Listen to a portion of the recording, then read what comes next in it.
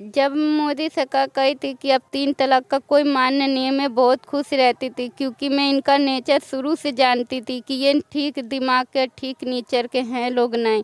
लेकिन जब मोदी सरकार बनी है फिर भी तो उनका बात कोई नहीं मान रहा है, फिर भी तो ये तलाक दे रहे हैं। फिर मोदी सरकार कहाँ है, क्यों नहीं मेरी सुनवाई कर रहे हैं। शुक्रवार को मुझे इतना मारा पीटा गया। मैं ये कह रही हूँ, जो औरत आपको बच्चा भी दे सकती है, खाना बना सकती है, तो 2 शादी करने का रिवाज किसने बना दिया। अगर वो औरत आपको बच्चा नहीं दे पाती है, आपकी सेवा नहीं कर रही है, आपकी बात नहीं मान रही है, तो आप शादी करते तो उस औरत को भी लगेगा कि मेरे अंदर कमी है, तभी तो वो शादी करे। जब दूसरी औरत बच्चा दे सकती है, आपका वाला सब कुछ कर सकती है, तो दूसरी शादी करने का क्या मतलब पड़ता। अच्छा, एक चीज़ मुझे बताइए, जब उन्होंने आपको तलाक दिया तो उस वक्त वो कहाँ थे, भारत में थे या भारत से बाहर थे? विदेश में थे। तो वहीं से उन्होंने आपको तलाक दे दिया? हाँ, विदेश से फ़ोन किए, कह रहे हैं कि मैं तुझे तलाक दे रहा हूँ, आज से तेरा मेरा रास्ता अलग है। जब मैं उस घर से नहीं गई तो अपने पापा को, अपनी मम्मी को और भाभी को कहा, इसको इतना टॉर्चर करो कि ये खुद से खुद निकल जाएगी। इस वक्त हम मौजूद है उत्तर प्रदेश के जनपद देवरिया के गौरी बाजार थाना क्षेत्र में। वर्ष 2019 में भारत सरकार ने 3 तलाक से मुस्लिम महिलाओं को मुक्ति दिलाने के लिए एक सख्त कानून लाया था। वो कानून प्रभावी भी हुआ और 3 तलाक जैसे मामले काफ़ी कम भी हुए। लेकिन अभी भी कुछ ऐसे लोग हैं जो इस कानून का माखौल उड़ा रहे हैं और बिना डरे अपनी पत्नियों को 3 तलाक दे रहे हैं। ऐसा ही एक मामला गौरी बाजार थाना क्षेत्र के गांव से निकल करके सामने आया है और वो पीड़ित महिला इस वक्त हमारे साथ हैं। जानते हैं उनसे कि उनकी क्या कहानी है। क्या नाम है आपका? मेरा नाम रुबीना खातून है। जैसा सुना जा रहा है कि आपके शौहर ने आपको 3 तलाक दिया है, क्या ये सही है? हाँ। कब की बात है ये? कैसे उन्होंने आपको 3 तलाक दिया? आपके सामने से बोला या फ़ोन पे या कैसे? नहीं, फ़ोन किए थे तो फ़ोन पे ही कहे कि मैं तुझे तलाक दे रहा हूँ, अब मेरे घर से निकल जा, अब आज से तेरा मेरा रास्ता अलग हो गया। कहाँ रहते हैं आपके शौहर? दुबई। कितने दिनों से दुबई में हैं? 3 साल से दुबई में थे, इस समय आए हुए हैं। तो आए हैं तो गाली दे रहे हैं, मार रहे हैं, रोज़ टॉर्चर कर रहे हैं, रोज़ घर में से निकाल रहे हैं। जब नहीं निकल रही हूँ तो शुक्रवार के दिन मेरे को बहुत मार मारे। मेरे को ऑपरेशन से बच्चा हुआ है, मेरे ऑपरेशन पे मारे, फिर पीठ पे मारे, गाल पे तमाचा मारे। उसके बाद से रस्सी उठा के मुझे फंदे पे लटका दिए, पूरे गले पे निशान बना हुआ है। मैं जब बेहोश हो गई लटकने के बाद तो उनको लगा कि मैं मर गई हूँ, तो छोड़ के तुरंत भाग गए। जब थोड़ी देर के बाद मुझे होश आया तो मैं तुरंत अपना फ़ोन उठा के पुलिस के पास में फ़ोन कर दी कि मेरे घर वाले मुझे जान से मार रहे हैं, आप जल्दी आ जाइए। कुछ देर के बाद पुलिस आई तो ये भाग चुके थे।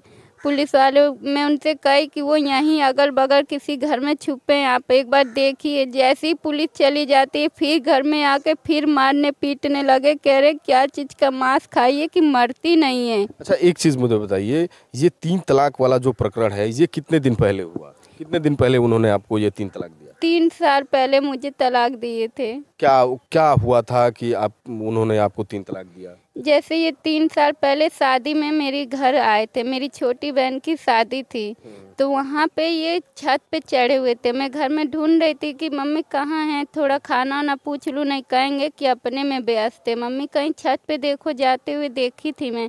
तो मैं छत पे गई तो ये वीडियो कॉल लड़की से बात कर रहे थे, तो उससे कह रहे हैं कि बस जान कुछ दिन की और तुम सब्र करो, फिर मैं इसको छोड़ के आ रहा हूँ तो तुम्हारे साथ में शादी कर लूँगा, तुम्हारे साथ चलूँगा घूमने के लिए। बस इस बात पे मैं उनका फ़ोन छीनने लग गई। अच्छा, मतलब आपके शौहर ये बातें कर रहे थे? हाँ। अपनी प्रेमिका से? हाँ। उनके कुछ और भी चक्कर हैं क्या किसी अन्य औरतों से?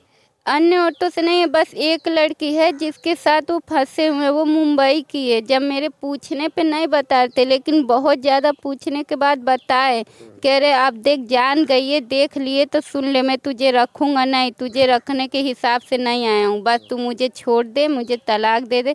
मैं कही चाहे जान ले लोगे लेकिन मैं तलाक नहीं दूँगी।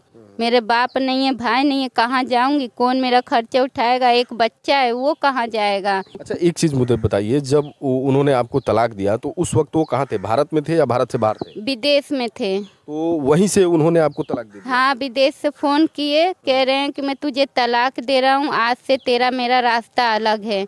जब मैं उस घर से नहीं गई तो अपने पापा को, अपनी मम्मी को और भाभी को कहे, इसको इतना टॉर्चर करो कि ये खुद से खुद निकल जाएगी। तो इनके पापा भी मुझे मारे पीटे हैं, तब भी मैं पुलिस बुलाई थी। अच्छा, एक चीज़ बताइए, जब आपकी उनसे फ़ोन पे बातचीत हो रही थी तो आखिर क्या बातचीत आप लोगों की हुई कि वो 3 तलाक आपको दे दिए?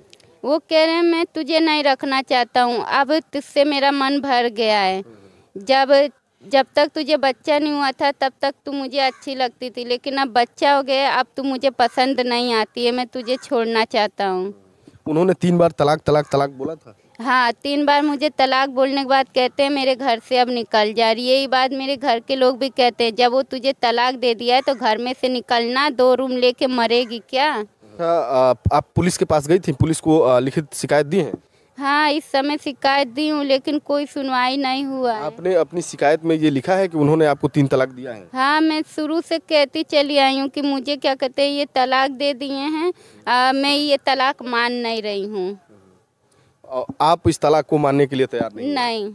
और वो जिद पे अड़े हैं कि वो तलाक देंगे? हाँ, वो तलाक देंगे क्या? वो तो अपने अनुसार दे चुके हैं। वो अपने अनुसार दे चुके हैं। आपके पिताजी नहीं हैं? नहीं। भाई भी आपका कोई नहीं है? नहीं। कितनी बहन है आप? हम 5 बहन और 1 मम्मी हैं। 5 बहन और 1 मम्मी। हाँ, ये इस वक्त आप कहाँ रह रही हैं? ये कहते हैं ना कि तू अपना मठिया का घर मेरे नाम करवा दे, तो मेरी मम्मी बोली कि मेरा अभी उम्र नहीं हुआ है, जब मेरा वो समय आएगा तो मैं दूंगी, तो अपनी 5 बेटी को दूंगी, एक को तो मैं कभी नहीं दूंगी।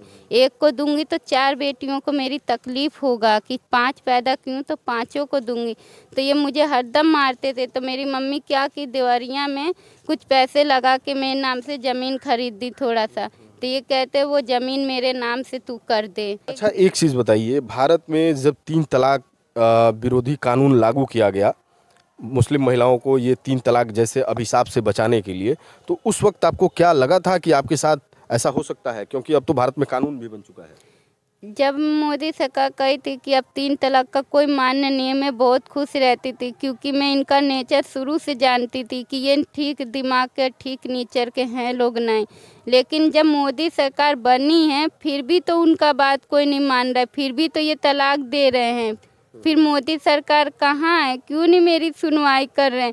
शुक्रवार को मुझे इतना मारा पीटा गया, कहीं मेरी सुनवाई नहीं हो रही है। अब आप देख सकते हैं ये महिला कितनी पीड़ित है और कितनी अपनी व्यथा किस दुख के साथ बता रही है।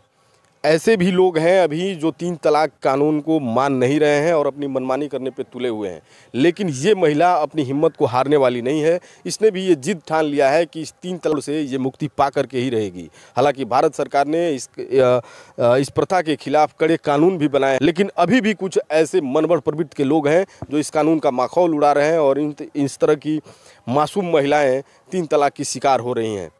अच्छा, क्या मांग करना चाहती हैं आप पुलिस प्रशासन से? मैं चाहती हूँ जितना उन लोगों ने मुझे टॉर्चर किया, जितना दुख दिए, उस तरह से उनको बुला के उनको भी सज़ा मिलनी चाहिए, ताकि इन सबको देख के दूसरा कोई आदमी दोबारा अपनी बीवी के साथ ऐसा ना करे।